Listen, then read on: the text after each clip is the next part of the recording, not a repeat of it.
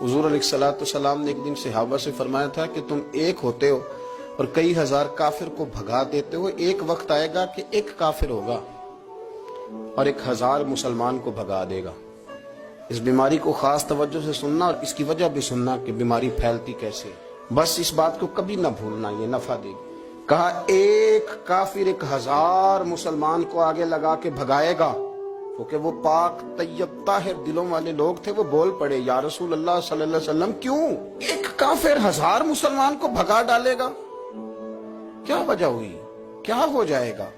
2 جملے میرے نبی کریم اور بات ختم کر دی، 2 جملے فرمایا تمہیں وہن ہو جائے گا، وہم نہیں وہن، واو ہا نون، تمہیں وہن ہو جائے گا۔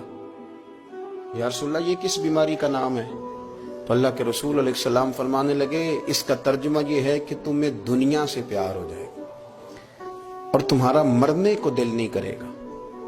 دنیا سے پیار کرو گے، موت کا لفظ آئے گی تمہیں کراہت آئے گی، کراہت، حالانکہ مرنا پکی بات ہے، لیکن تمہیں جب موت سے کراہت آنے لگے اور زندگی سے پیار ہو جائے پھر کافر تمہیں بھگائیں گے۔